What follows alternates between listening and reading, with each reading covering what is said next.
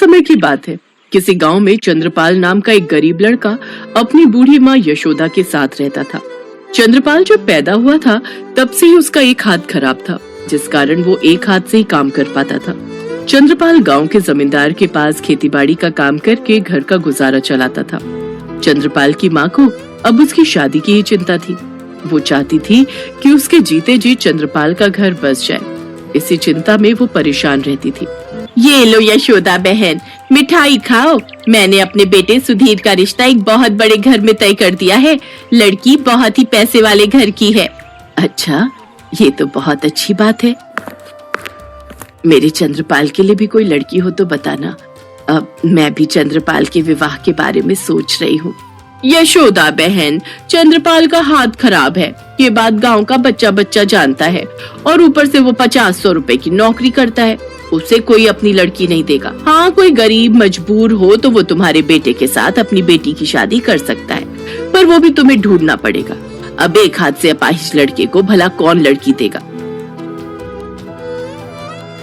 अच्छा, मैं चलती हूँ। पड़ोसन की बातों को सुनकर यशोदा बहुत दुखी हो जाती है। तभी चंद्रपाल आ जाता है। चंद्रपाल का चेहरा थोड़ा परेशानी से भरा और उदास था। क्या हुआ बेटा, तेरी तबीयत ठीक नहीं है क्या? आज तू जल्दी आ गया। माँ, जमींदार साहब ने मुझे काम देने से मना कर दिया है। वो कह रहे थे कि मैं एक हाथ से ही काम कर पाता हूँ, इसलिए उन्होंने मेरी जगह किसी और को काम पर रख लिया और मेरा हिसाब कर दिया। जी छोटा मत कर बेटा, कोई ना कोई काम तुझे जरूर मिल जाएगा। तू बैठ, मैं तेरे लिए रोटी लेकर आती हूँ। अगले कई दिनों तक चंद्रपाल को कोई काम नहीं मिलता। अब इस गांव में उसके लिए कोई काम नहीं था, इसलिए उसने बड़े नगर में जाकर काम ढूंढने के बारे में सोचा। माँ, तुम अपना ख्याल रखना। जैसे ही मुझे कोई काम मिलेगा मैं तुरंत तुम्हें अपने पास बुला लूंगा। अपना ख्याल रखना बेटा, मेरा आशीर्वाद तुम्हारे साथ है। तुम अपने हर काम में सफल हो। अपनी माँ से विदा लेकर चंद्रपाल बड़े नगर में काम ढूंढने के लिए निकल पड़ता है। चंद्रपाल को किसी भी नगर में कोई काम नहीं मिलता। वो जिस भी नगर में जाता उसके अपाहिज हाथ को देखकर सब काम के लिए मना कर देते। चंद्रपाल अभी नगर में घूम ही रहा था कि तभी एक बूढ़ा आदमी उससे मदद मांगता है। बेटा, बहुत भूख लगी है, कुछ खाने को दे दो। बाबा, मेरे पास ये कुछ रोटियां हैं, आप ये खा लो। बेटा, तुमने मुझे अपनी रोटियां दे दी, अब तुम क्या खाओगे? बाबा, मैं तो अभी नगर नगर घूम रहा हूँ, कुछ न कुछ खरीद कर खा लूंगा। अच्छा, मैं चलता हूँ।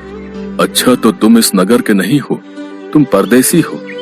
वैसे तुम नगर नगर क्यों भटक रहे हो? बाबा, मैं काम की तलाश में निकला हूँ। चंद्रपाल उस बूढ़े व्यक्ति को अपने बारे में बताता है। बेटा, अगर तुम अपनी परेशानी को दूर करना चाहते हो तो तुम यहाँ से सीधा सुंदर नगर जाओ। वहाँ जाकर तुम्हारी सारी परेशानियों का हल तुम्हें मिल जाएगा। बूढ़े व्यक्ति के कहे मुताबिक चंद्रपाल सुंदर नगर पहुँचता है। बूढ़े बाबा ने मुझे कहा था कि मेरी सारी परेशानियों का हल मुझे सुंदर नगर में मिलेगा, पर यहाँ तो कोई है ही नहीं। यहाँ तो सारा बाजार बंद पड़ा है। यहाँ मुझे क्या काम मिलेगा? कहीं मैंने यहाँ आकर कोई गलती तो नहीं कर दी? वो एक आदमी जा रहा है, उससे पूछता हूँ। भैया, जरा रुकना। बोलो भैया, क्या बात है? तुमने मुझे क्यों रोका? ये नगर में इतना सन्नाटा क्यों है? बाजार भी बंद पड़ा है। भैया, सन्नाटा क्यों नहीं होगा है? जिस राज्य की राजकुमारी की जिंदगी की आखिरी रात हो, उस राज्य में कैसी खुशहाली। राजकुमारी मधुरिमा को बहुत ही गंभीर बीमारी हुई है, जिसका इलाज बहुत ही मुश्किल है। तो किसी वैद्य से पूछा जाए कि इसका इलाज कैसे संभव है। महाराज ने बहुत से वैद्य और हकीमों को दिखाया है। उनका यही कहना है कि अब राजकुमारी सिर्फ सुनहरी गाय का दूध पीकर ही ठीक हो सकती हैं। पर सुनहरी गाय राक्षस कालकासुर की कैद में है। इस नगर में हम में से किसी में भी इतनी हिम्मत नहीं कि राक्षस कालकासुर को मारकर सुनहरी गाय ला सके। क्या तुम मुझे महाराज चित्रसेन के पास ले जा सकते हो? हाँ, चलो, मैं तुम्हें महाराज के पास ले चलता हूँ। वह आदमी चंद्रपाल को महाराज चित्रसेन के पास ले जाता है। महाराज, आप चिंता मत कीजिए, मैं सुबह होने से पहले ही सुनहरी गाय उस राक्षस के कब्जे से छुड़ा कर ले आऊंगा।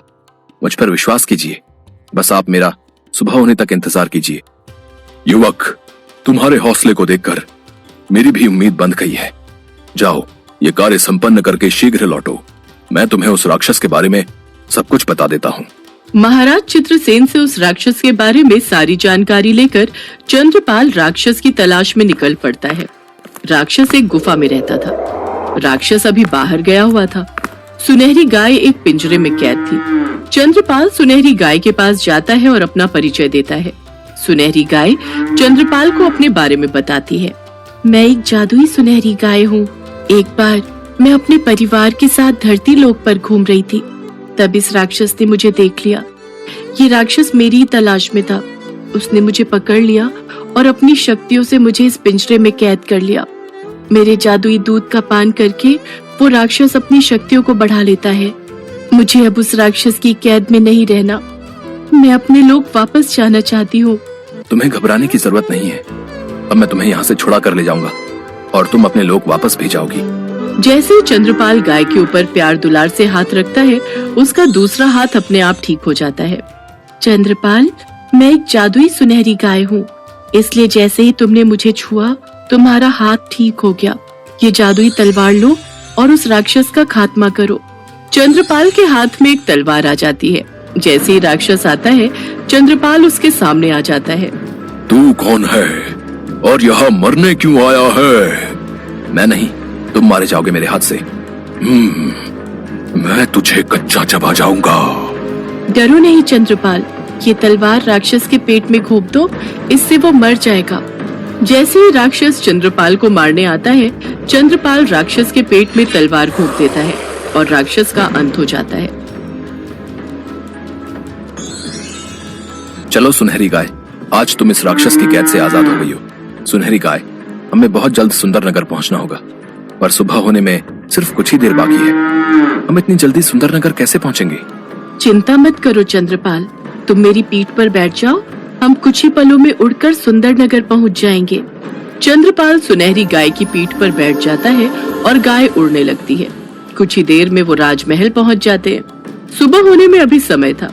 सुनहरी गाय दूध देना शुरू करती है और राजवैद्य सुनहरी गाय के दूध से औषधि बनाकर राजकुमारी मधुरिमा को पिलाते हैं। कुछ ही देर में राजकुमारी मधुरिमा को होश आ जाता है। चंद्रपाल, अब मेरा कार्य यहाँ समाप्त हो चुका है, अब मुझे जाना होगा।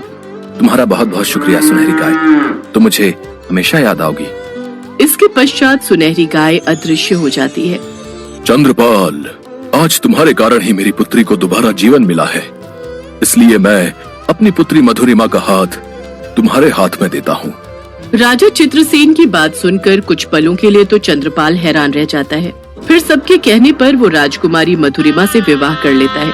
उसके पश्चात महाराज चित्रसेन और महारानी सुमति ढेर सारी धन दौलत और उपहार देकर अपनी पुत्री मधुरिमा को चंद्रपाल के साथ खुशी खुशी विदा करते हैं। अपने पुत्र और बहू को देखकर यशोदा की खुशी का ठिकाना नहीं था। पूरा गांव चंद्रपाल के ठाठ देखकर हैरान था। जो पड़ोसन यशोदा को ताने सुनाकर गई थी, आज वो भी शर्म से लज्जित थी। जमींदार और गांव वाले भी चंद्रपाल को खूब मान सम्मान देते हैं।